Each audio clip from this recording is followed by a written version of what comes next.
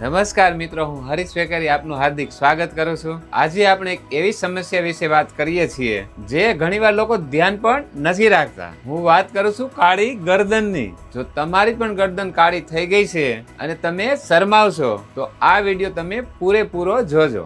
આજે તમે કાળી ગરદન થવાનું સાચું કારણ જાણશો અને એના 4 અસરકારક ઘરેલું ઉપાયો પણ, અને અંતમાં ખાવા પીવામાં શું ધ્યાન રાખવું જોઈએ જેથી આવી સમસ્યા ફરીવાર ન થાય. તો ચાલો હવે શરૂ કરીએ.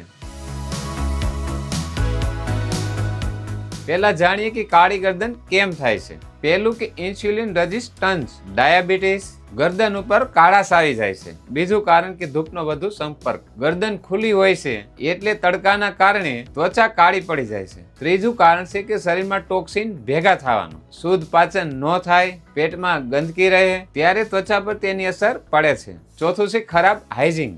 ગરદન નિયમિત રીતે સાફ ન કરવી, ગળાથી બનેલો મેલ છૂટો ના પાડવો. આ હતા કાળી ગરદન થવાના કારણો. હવે આપણે જાણીએ કે કાળી ગરદન માટેના 4 ઘરેલું ઉપાયો. બેસન, દૂધ અને લીંબુ.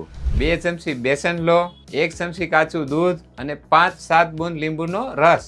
આ પેસ્ટ બનાવો અને કાળી ગરદન ઉપર લગાવો. 15 મિનિટ સુકાવા દો અને પછી ધોઈ નાખો. આ ઉપાય હપ્તામાં 3 વખત જરૂર કરો. ઉપાય નંબર 2, કાચા આલુનો રસ. કાચા આલુનો રસ કાઢી લો અને કોટન વડે ગરદન ઉપર લગાવો. આલુમાં નેચરલ બ્લીચિંગ એજન્ટ હોય છે. રોજ રાત્રે સૂતા પહેલા 10 મિનિટ સુધી લગાવો અને પછી ધોઈ નાખો. ઉપાય નંબર 3, કાકડી અને ગુલાબ જળ. ખીરાને થોડું પીસી લો અને આમાં 1 ચમચી ગુલાબ જળ મેળવો અને આ પેસ્ટને ગરદન ઉપર રગડો અને પછી ધોઈ નાખો. આ ઉપાયથી ત્વચા ઠંડી અને ક્લીન બને છે. ઉપાય નંબર 4, લીમડાના પાણીથી ધોવો. લીમડાના પાનને ઉકાળીને એ પાણી ઠંડુ થવા દો, પછી રાત્રે એ પાણીથી ગરદન ધોવો.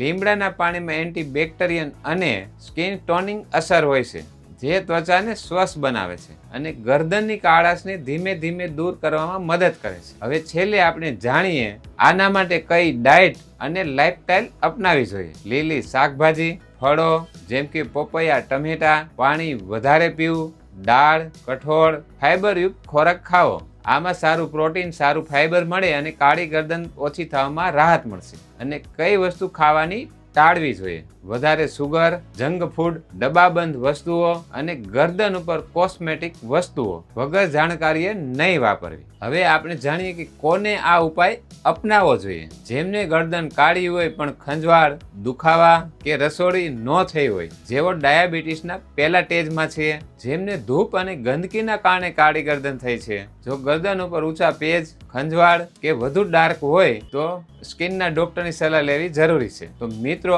આ હતા કાળી ગરદન માટે 4 ખૂબ જ અસરકારક ઉપાયો. તમે કયો ઉપાય અજમાવશો? નીચે કોમેન્ટ કરીને જરૂર જણાવજો. વિડીયો પસંદ આવ્યો તો લાઈક કરો, શેર કરો અને આવી વધુ આરોગ્યપ્રદક માહિતી માટે ચેનલને સબસ્ક્રાઇબ કરવાનું ભૂલતા નહીં. તો ચાલો મળીએ એક નવા ટોપિક સાથે. ત્યાં સુધી સ્વસ્થ રહો, ખુશ રહો અને મસ્ત રહો.